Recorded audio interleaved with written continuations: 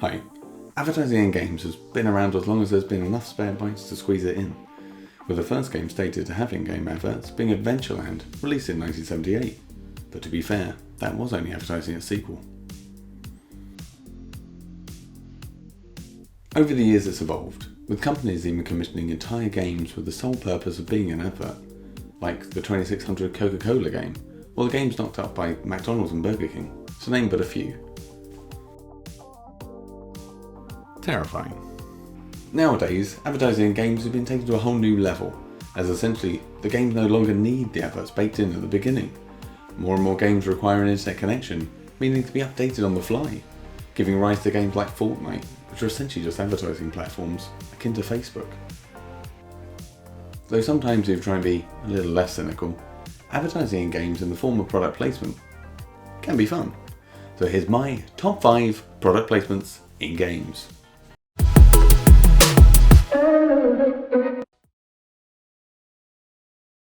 So, starting at number 5, this first example of shameless product placement comes in the form of Mario Kart 8, and although not present in the original form of the game, it was delivered via a free update, which along with it came some much anticipated game improvements.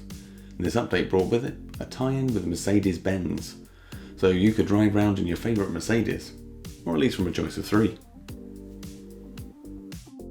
Their new at the time GLA,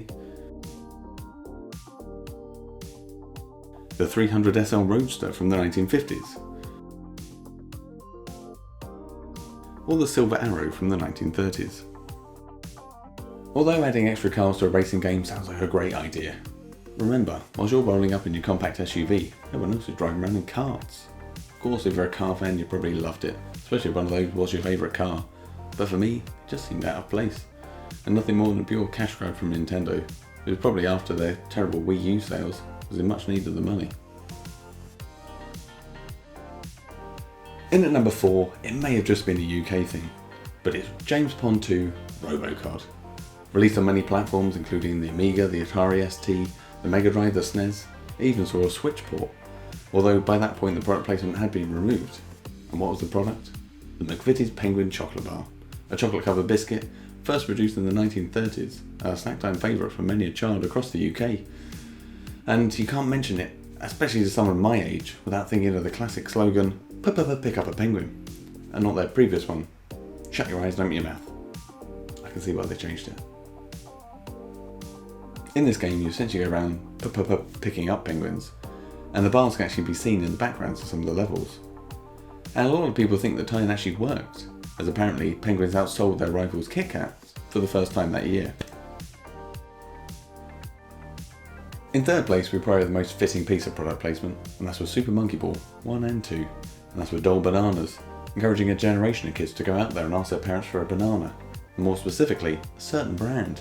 I'm not sure where you shop, but I don't get that much choice.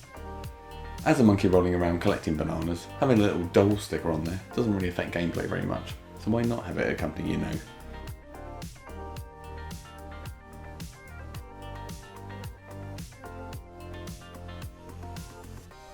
There was a rumour that Donkey Kong Country also had a deal with Dole, and it was present in early versions of the game, but I think that was nothing more than people mixing up their monkey-based games.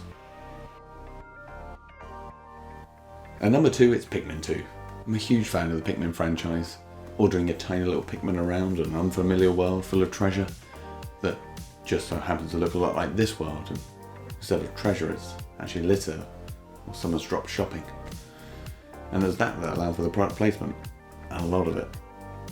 Most items vary or have at least been tweaked between regions where the game was sold, and it was those tweaks that actually caused the game to go to those regions so slowly, as the advertising deals had to be put in place. In exploring this new world, you stumble across things like a kiwi shoe polish or a Pepsi bottle cap or chapstick, and straight out the gates, a Duracell battery.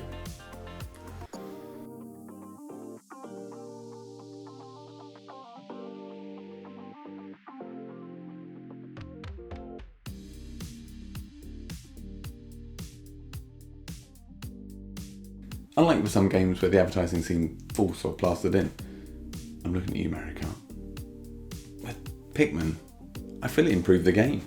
It gave it a sense of realism and excitement as you went round finding the items you recognised, as well as giving them a sense of scale for how tiny the Pikmin were.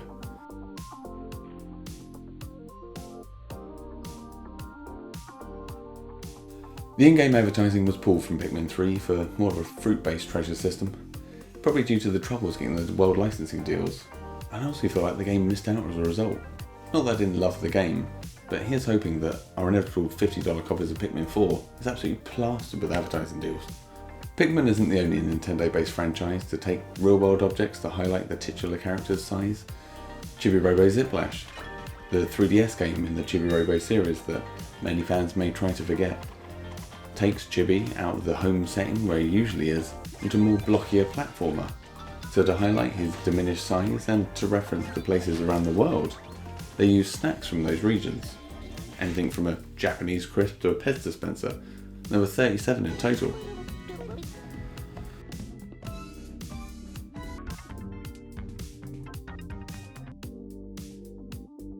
And taking the top spot, mainly because it's definitely the first game I remember being aware of product placement, and it's Zool, and its infamous link to Chupa Chup lollies. If you're Spanish and watching, I know I'm saying it wrong, but every time I see one, I'm taken back to those fond memories of playing.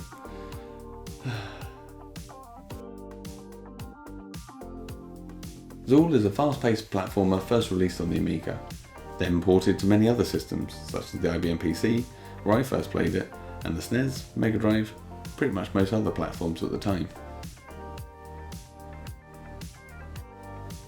As an alien from the nth dimension, you come down to Earth and find yourself on the first level, Candyland, where placing the classic Chupa Chup logo, based on the Salvador Dali design, isn't tough, as you're surrounded by other sweets.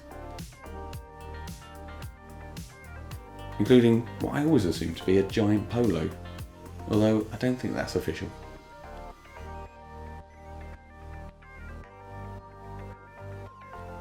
I honestly have nothing against advertising in games, and if anything, if it helps the developer make more and better games, I'm all for it. Most of the time it's pretty subtle, and like I said, sometimes it actually improves the game. Let's be honest, it's not like advertising actually works.